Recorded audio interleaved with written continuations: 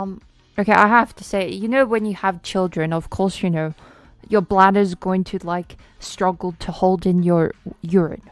Okay, so then obviously when you sneeze, it's huge pressure on pregnant women and women who have been pregnant. So then, of course, you know, if you hold in your sneeze, it's more pressure down there and it's just gonna, you know. That's why, like, pregnant women have to wear, like, adult diapers for a couple weeks after birth because baby expansion. You know? Yeah.